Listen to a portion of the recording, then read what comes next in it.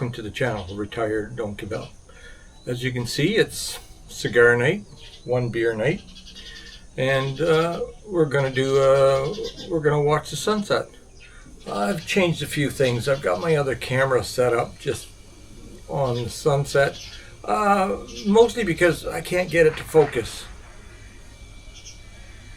So, but I've got some other plans for another cigar night where I might have a surprise. But here we are. It's like I say, cigar night, and topic tonight won't be quite as heavy as the last topic. As you can see, I'm here having another cigar night, so I survived any wrath that might have come.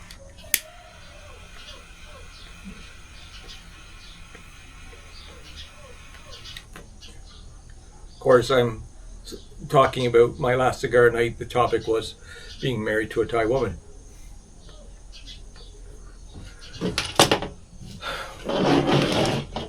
Well, we're going to talk about Thailand, coming to Thailand in general. Different kinds of people come to Thailand. Not everyone comes to Thailand to retire. A lot of people come to Thailand for vacations, and Thailand is probably one of the real hot spots for travel because of the exotic places that you can see. And a lot of people come to Thailand to, as a tourist first. And of course, once they're here, they fall in love with the place, and which is what I did. Mind you, I started researching moving to Thailand 5 years ago. 5 years, almost 6 years ago now. Mostly YouTube videos. I subscribed to several channels that I thought were informative and told me what to expect and so forth. And so it was always my plan. But it's funny. We're having coffee the other day with some friends, and one of the gentlemen asked me. I don't even know how the topic came up, but asked me, did I do any research before I came to Thailand? And I said, well, yeah, I started researching, as early as 2020. But the truth of the matter is, you can research all you want, and you can learn as much as you can learn. But, as he pointed out, unless you're here, a lot of that research can go out the window.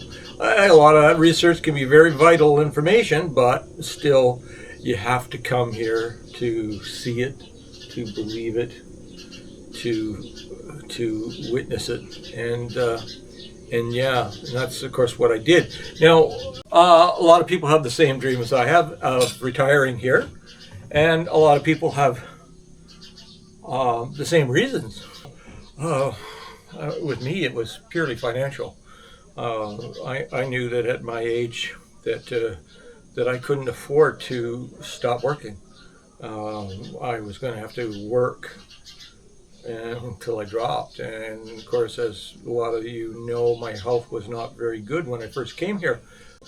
So there was a very good chance that I don't know how long I was going to work and how long I was going to last. So I knew I had to do something, and Thailand was my place of choice to retire, mostly for finances.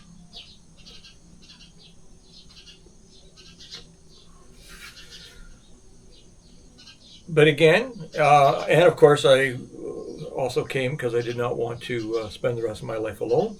So of course I came for Katai, and 2 years later here I've been, a year married, and very, very happy for it.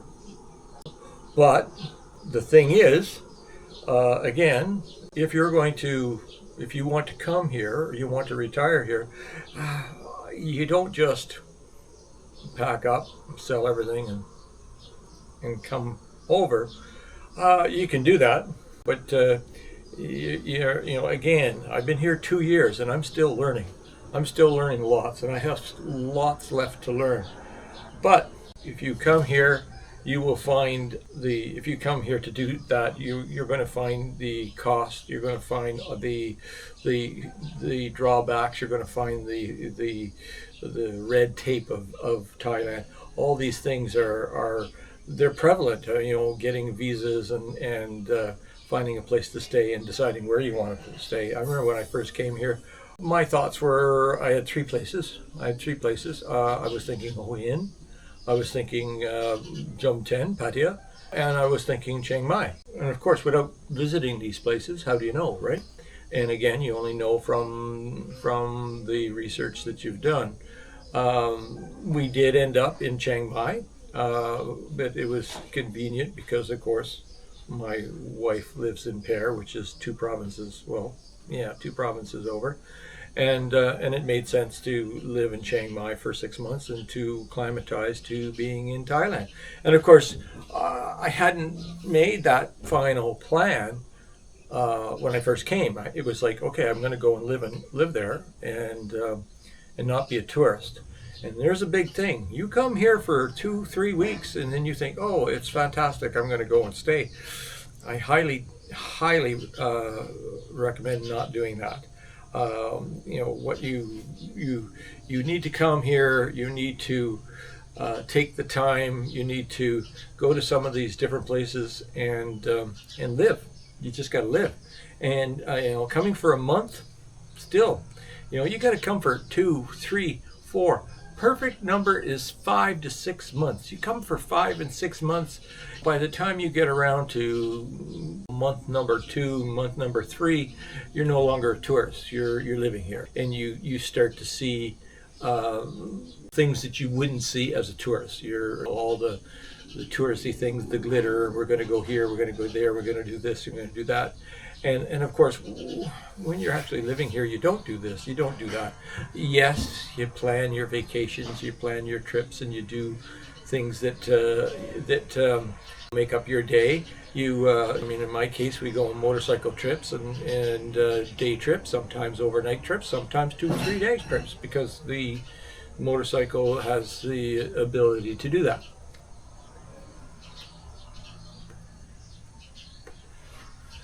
But you got to come and you got to live, and you got to get that tourist thing out of your head. So, know that today. Well, what are we going to do today? We might not do anything today.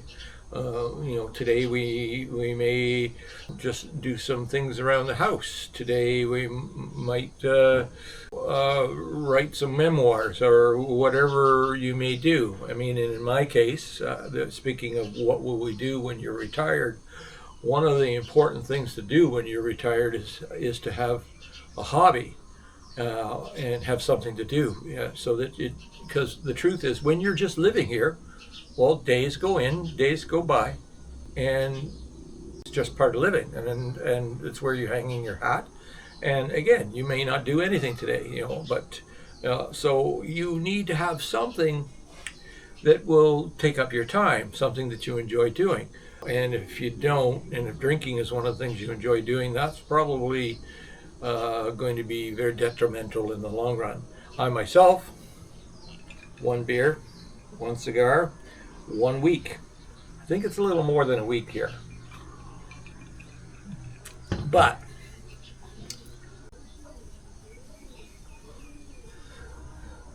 the thing is, if you're working and suddenly you're retired, well, you're used to getting up every morning or whatever your daily grind is for your job, career, whatever it may be. You're used to making specific time for that. And when you suddenly don't have that specific time, at first it's pretty great. It's pretty wonderful. I don't have to get up today. I don't have to get up tomorrow. I can sleep in. I can do this. I can do that. But again, as I said, sooner or later, it becomes where you live. It becomes normal. This is life.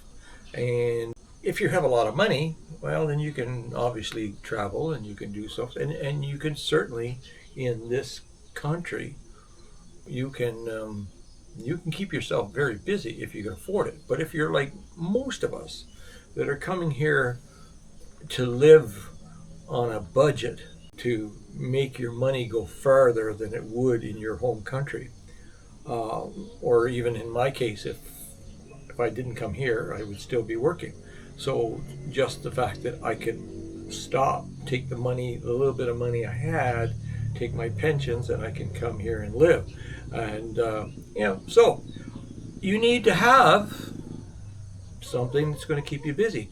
Now, in my case, I have, of course, I had always planned on doing the YouTube channel, and it's been a very enjoyable 2 years making these videos. I have over 200 videos now. Of course, as you all know, my Google account got hacked, and I lost access to everything, and I lost access to my YouTube channel, which was pretty dramatic. As I've said to most people, that if you go on my channel, Retired Don't Give Up, you can access all those videos. And the truth of the matter is, I'm happy for that, because when I'm long gone, someone will stumble on Retired Don't Give Up, and they'll see me trudging up the Tiger Temple Cave 1,270 steps to the top of this mountain, and say, well, why is he doing that? And if you watch the whole video, you find out. Yeah, I'm glad people can watch it. Unfortunately, I can no longer benefit from it. And the truth is, that was the plan. The plan was to eventually be monetized, was eventually to make some money from YouTube that would supplement my income. Now, that was a perfectly good option. And, well, I was getting close. I was very close. I was within a few hundred hours of being monetized when I lost the channel. So here we are. I now have 70 subscribers on my new channel, and obviously not the views that I had before. But the thing is, even if I was monetized, the amount of money that I would make, because I'm not putting out videos every 2 days, I'm not doing talking videos about this and that, I'm not putting out videos to get views. I'm not interested in just making the views to make the money. Making YouTube videos is the hobby that I have, being retired, and I enjoy making them. I can tell you, if you watch my videos, if you know very much about filming, there is a very large amount of editing that goes into my videos, and I take probably an average video will have 15 to 20 different shots of unedited footage, and then it's edited into one 10 to 20, sometimes longer video. These are easy because I pretty much talk right through, and you either put up with me or you go to the next channel.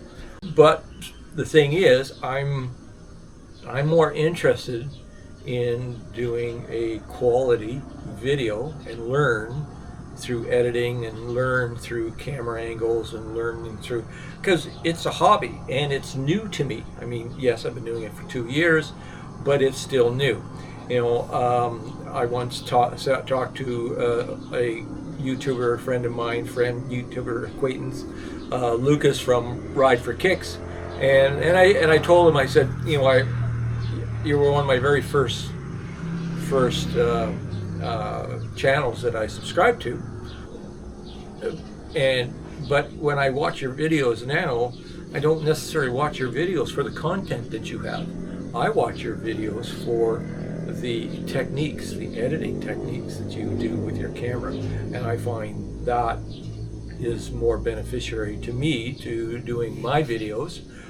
For instance, the video I just put out a couple of days ago, which was a ride in the mountains, I had filmed that and did the video for that 4 or 5 months ago. But of course, as we know, the channel I got locked out of the channel.